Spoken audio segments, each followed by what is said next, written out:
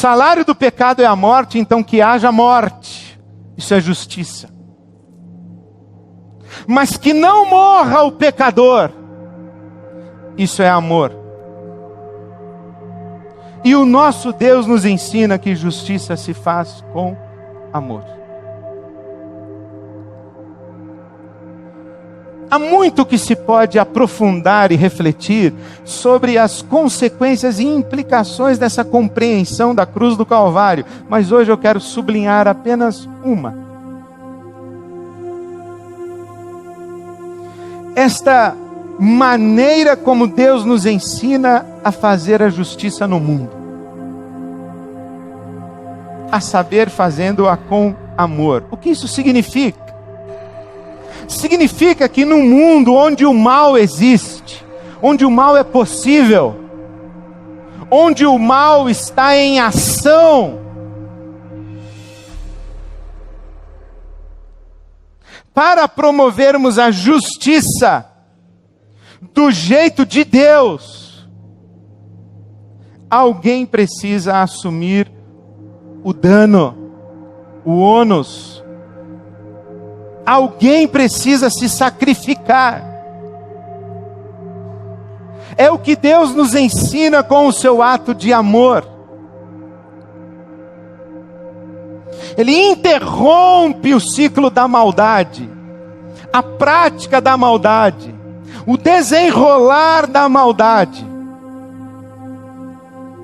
Ele não paga o mal com o mal, o que seria justo. O que seria justo, mas não seria amor. Ele paga o mal com o bem, porque sacrifica-se, sofre o dano, morre no nosso lugar, morre por nossa causa, morre em nosso favor, fica com prejuízo,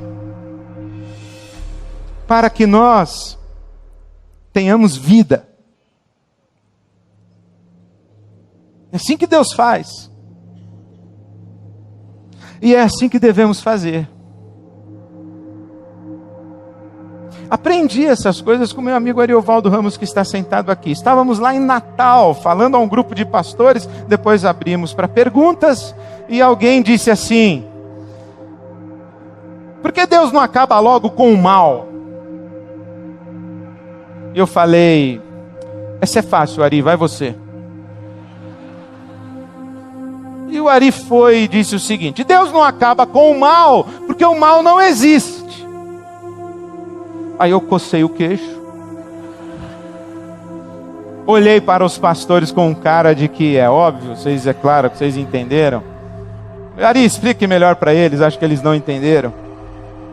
E o Ari explicou dizendo o seguinte: o mal, como entidade, não existe. O que existe é um ser que pode agir de maneira malvada. O que existe é o malvado. O que existe é o que pratica o mal. O mal não existe para Deus vir aqui, pegar o mal e jogar fora. Quem existe? Você existe. Eu existo. E eu posso praticar o mal. E ao praticar o mal, Deus poderia olhar para mim e dizer assim: ah, você praticou o mal, merece ser castigado. Ou Deus pode olhar para mim e dizer: você pratica o mal, você pode ser redimido, você pode ser liberto, você pode ser alcançado pelo meu amor, constrangido pelo meu amor, você pode abandonar o mal, você pode dizer não para o mal, porque eu vou buscar você na sua maldade, eu vou libertar você da sua maldade, eu vou arrancar a maldade de dentro de você, mas você vai se tornar justo, porque eu vou fazer de você justo.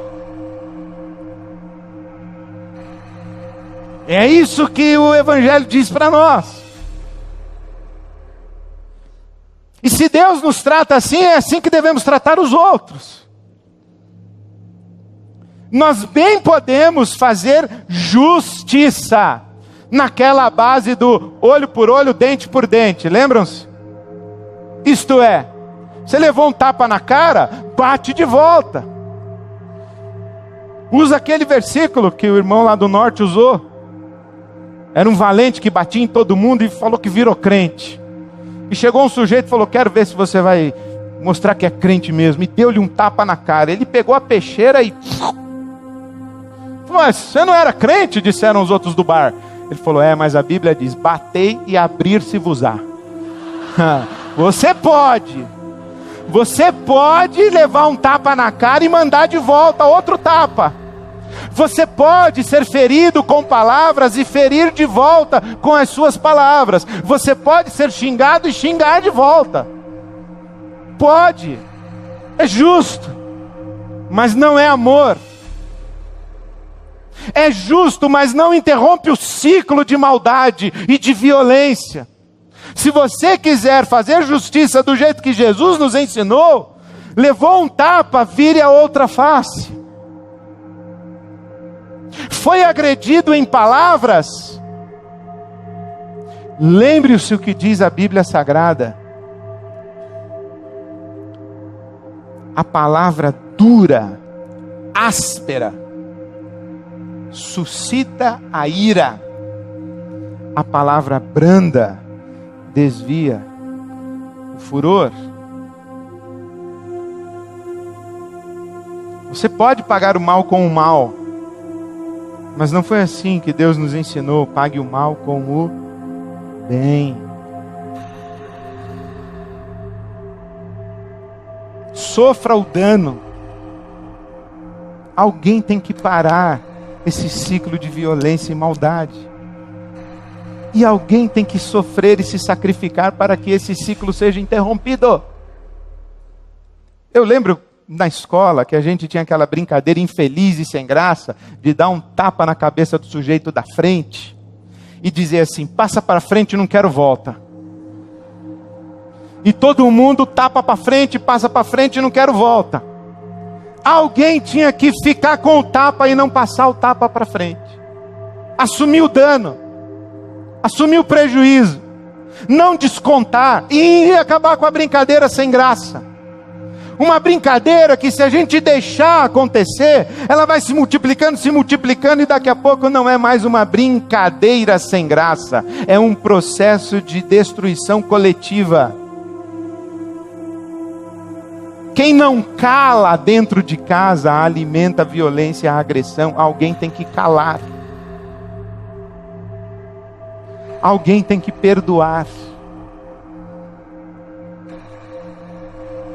É claro, num dia como hoje, quando acabamos de ouvir essa grotesca estatística de que a 4 minutos uma mulher sofre violência no Brasil, e uma violência em casa, violência doméstica. Eu não estou aqui dizendo, e jamais diria isso: fica aí apanhando, minha senhora, assuma o dano. Não estou dizendo isso. Eu estou dizendo: não permita que o malvado transforme você em uma malvada. Interrompa o ciclo de agressão. Aliás, o Disque Denúncia é 180. 180.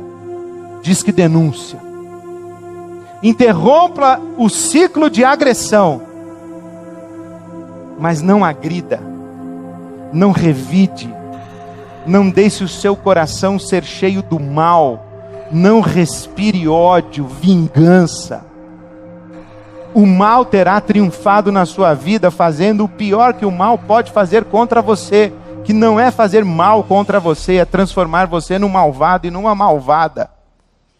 O mal pode contra mim num limite, e o limite que eu dou ao mal é: você até pode me alcançar e chegar em mim, mas você nunca vai me transformar em malvado, porque eu sou seguidor de Jesus de Nazaré. Eu aprendi que justiça se faz com amor. O nosso respirar é um respirar redentor. É olhar para o malvado com compaixão, com amor e graça. É essa capacidade de dar passos para trás, de se sacrificar, para que aquele que faz o mal contra nós não seja destruído, para que o ciclo de destruição, e não poucas vezes de autodestruição daqueles que estão diante de nós, não poucas vezes dentro de nossa própria casa, para que esse ciclo de maldades e de destruição, ele seja interrompido, e que aquele que pratica a maldade seja redimido, seja resgatado, seja tocado pela graça de Deus, pelo amor de Deus. E como é que ele vai ser alcançado pelo amor de Deus, se eu não o abraçar, se eu não o acolher, se eu não perdoar, se eu não amar? É no meu abraço que Deus abraça, é na minha palavra doce que Deus abençoa, é no meu perdão que o perdão de Deus se materializa ao outro. Foi assim que Jesus nos ensinou. Jesus não foi um mártir.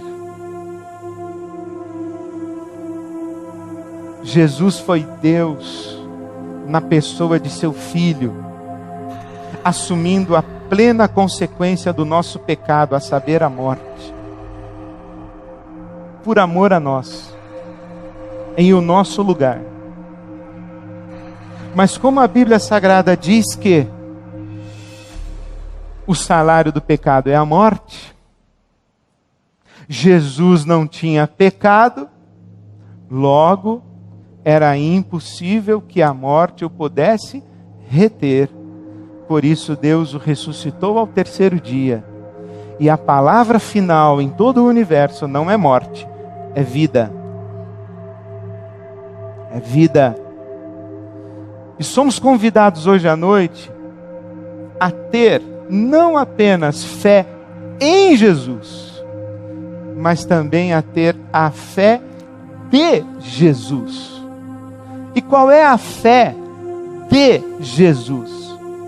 É a confiança de que o bem triunfa sobre o mal, de que o amor triunfa sobre a justiça, porque o Senhor nosso Deus é amor. Você está sofrendo por amar? Está sofrendo de amor? Está engolindo porque ama? Está sendo sacrificial para você amar? Está sendo doloroso para você amar? Está custando caro para você não retribuir com o mal que lhe é feito? Bem-vindo àqueles que cultivam o mesmo coração de Deus. Deus é assim. O nosso Deus sofre porque ama e nos ensina a amar. Mas nós cremos e nós sabemos que o amor há de triunfar, porque Deus é amor. Que Deus nos abençoe. Amém.